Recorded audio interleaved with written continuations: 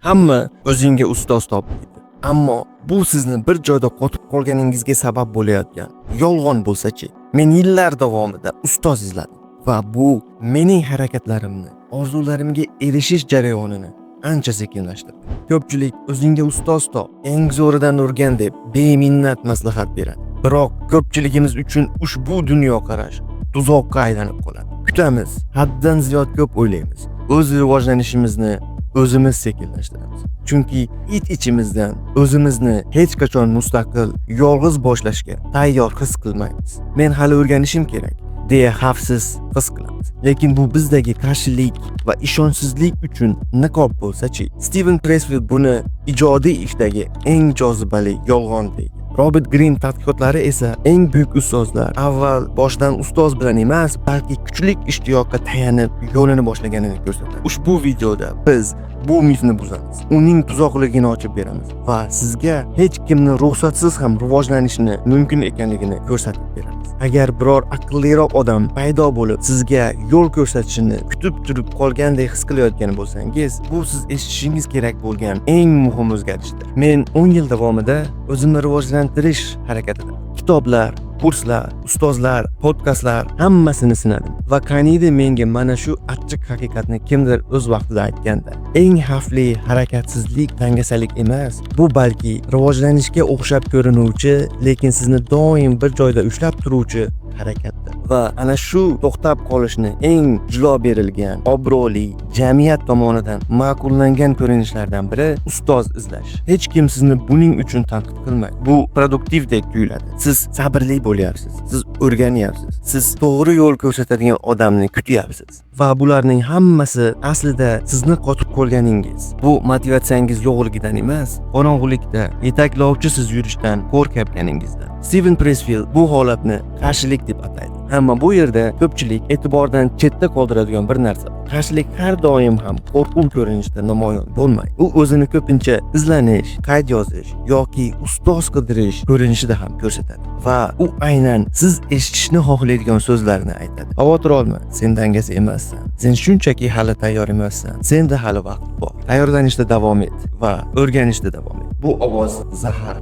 Eng yomoni esa bu ovoz aqlli eshitiladi. U sizning intellektingizni maqtagan holatda ichki sezgilaringizni falaj qilib qo'yadi. Sizdagi oydinlikni yo'qotadi. Men buni bilim izlash emas, balki risklardan himoya qilish ekanligini ko'rishni boshlaganimda og'irli bir narsani angladim. Men rivojlanish, o'sish uchun harakat qilinayotganimni, men o'z shaxsiyatimni, o'zligimni himoya qilishga harakat qilayotganimni tushundim. Va men kerak deb o'ylagan ustoz aslida shunchaki mas'uliyatni olishdan, muhim qarorlarni qilishdan qochish uchun bir bahona bo'lgan ekan xolos. Qarshilikni yana bir boshqa kitob o'qish bilan yenga olmaysiz. Buni ichingizdagi hali ham meni qutqarish uchun kimdir keladi deb hisoblovchi qismingizga qarshi urush ochish bilan yengasiz. Chunki siz bilasiz, hech kim sizni qutqarish uchun kelmaydi. Keling sizga hech kim ochiq aytishni istamaydigan haqiqatni aytay. O'sishning ilk haqiqiy qadamlari qanday bo'ladi? Ular sinf xonalarida sodir bo'lmaydi. Ular a'lochi guruhlarda ham sodir bo'lmaydi va ular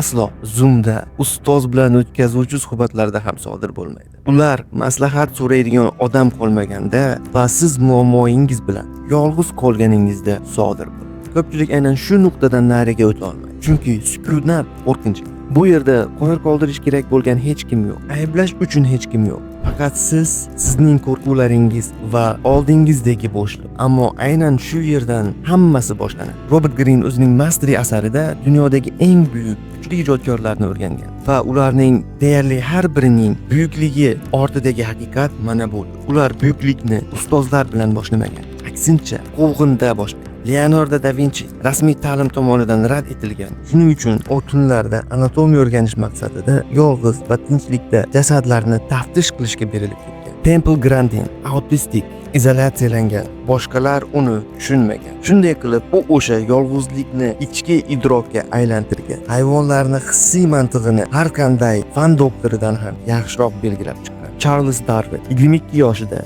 Beagle kemasini sayohatiga jo'nagan. 5 yil davomida uydan yiroqda bo'lgan. Hech kim unga hech nima qilish kerakligini aytmagan. Jamiyat hali injil biologiyasidan chiqolmay turgan paytda u yillar davomida qushlar va qazilmalarni kuzatgan, yolg'izlikda fikrlagan. Bu odamlar ustoz kutib o'tirmagan. Ular o'z atrofidagi dunyodan o'zib ketgan va dunyo keyin ularga yetib olgan. Bu aynan hech kim ergashishni istamaydigan yo'l. Chunki u jozibali emas. U yerda hech qanday olqishlar yo'q, hech qanday bildiriladigan fikrlar ham yo'q. Faqat hech kimga ko'rinmaydigan, qayta mehnat qilish va kichik yutuqlardan iborat og'ir kunlar bor. 10 yillik urinishlardan so'ng shuni insonni ichidan o'zgartiradigan asl ijod hech qachon kimnidir tomonidan yetaklanishdan kelib chiqmaydi. U bosimdan, ilojsizlikda qolishdan keladi. Shuning uchun agar siz ushbu yo'lni yolg'iz bosib o'tayotgandek, hech kim sizni qutqarish uchun kelmayotgandek his qilayotgan bo'lsangiz, siz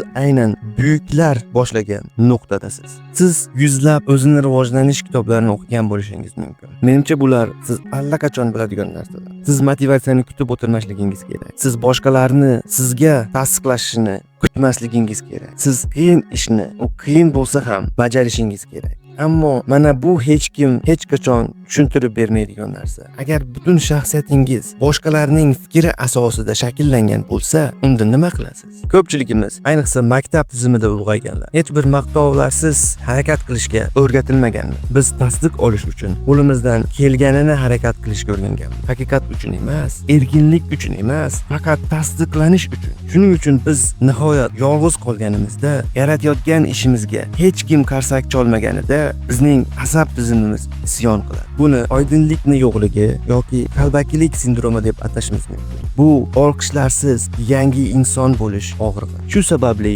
ko'plab odamlar mentor izlaydi. Bilim olish uchun emas, ergashish uchun. Ular kimdandir "sen to'g'ri qilyapsan" degan gapni eshitishni xohlaydi. Chunki hech kim kuzatmayotgan akvariumda to'g'ri ish qilish telbalikdek tuyuladi. Aynan shu yerda Viktor Franklin hammasini ochib beradi. U natsistlarning o'lim lagerlaridan tirik chiqqan odamdir. Motivatsiyasi baland bo'lganligi uchun emas, yoki ustoz yo'l yorug'ini ko'rsatganligi uchun ham emas, balki ma'no bilan o'zi tanlagan, o'z-o'ziga belgilagan va boshqalarga ko'rinmaydigan bo'lgan ma'no bilan. U shunday yozgan edi: agar siz vaziyatni o'zgartirishga qodir bo'lmasangiz, unda o'zingizni o'zgartirishingizga majbur bo'lasiz.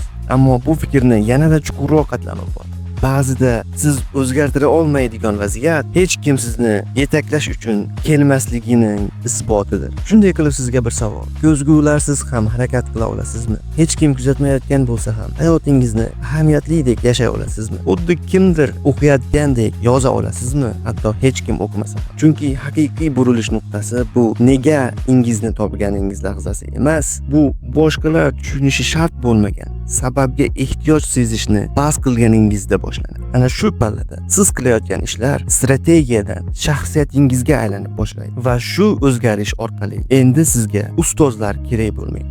Chunki siz endi yetaklanishga muhtoj emassiz. Siz o'zingizni inkor etib bo'lmaydigan shaxsga aylantirish bilan bandsiz. Keling, odatdagi maslahatlarni ham bir chetlab o'taylik. Siz allaqachon shunchaki boshlang, tashab qo'yma kabilarini eshitgansiz. Lekin hayot menga majburan o'rgatgan hech qaysi kitoblarda jur'at qilib aytilmagan haqiqat mana bular. Birinchisi, bu to'g'ri yo'lmi degan savolni berishni bas qiling. Chunki bu savol sizni yemirib, ichingizdan parchalab tashlaydi. Hech qanday yagona to'g'ri yo'l yo'q, faqat bitta yo'l bor. Bu siz tanlagan yo'l. Unga yetarlicha vaqt ajrating va u buzilmas yo'lga aylanadi. Aynan ishtiyoq uni to'g'ri yo'lga aylantiradi. Siz to'g'ri yo'lni topolmaysiz. Siz uni qat'iyat bilan o'zingiz qurib borasiz. Ikkinchisi, safaringizni yozib borish bu shaxsiy brend haqida emas, bu omon qolish haqida. Agar tajribangizni bo'lishsangiz, hatto hech kim qarab turmayotgan bo'lsa ham, bu sizni o'z ongingiz ichiga butunlay g'oyib bo'lib ketishdan saqlaydi. Siz mentorlar jalb qilish uchun urinmayapsiz. Siz o'zingizni hali hech kim, hatto o'zingiz ham tanimaydigan insonga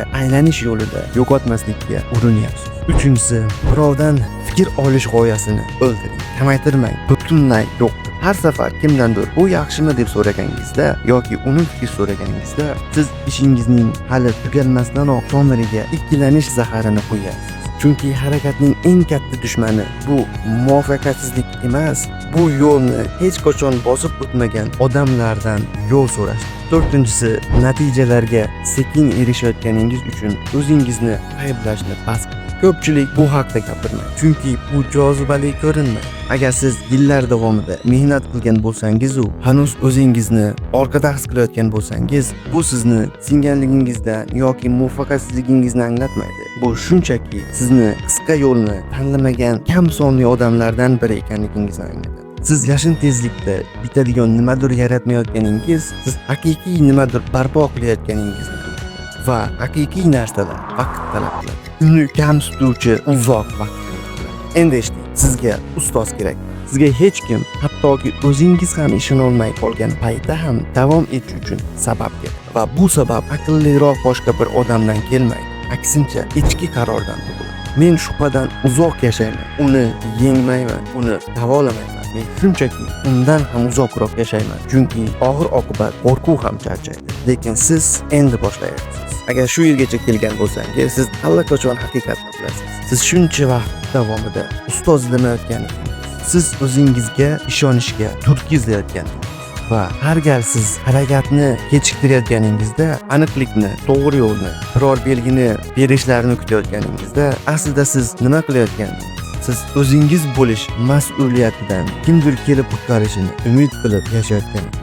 Ammo hech kim sizga ayta olmaydigan, hech qanday ustoz kelmaydi. Siz qoyil qolgan, havas qiladigan har bir ustoz ular yo'lni topmagan. Ular boshqalar chidamagan darajada uzoq vaqt bo'shliq ichida qolishgan. Shunchalik uzoqki, o'zlari xaritaga aylanishgan. Shuning uchun tepaga qaramang, atrofga ham qaramang, faqat oldinga qarang. Chunki sizning vazifangiz yo'l ko'rsatuvchilarni kutish emas, boshqalarni osmoni qulaganda ular yuzlaydigan odamga aylanish. Qarsaklarsiz, yetaklashlarsiz, yelkangizda turuvchi qo'lsiz.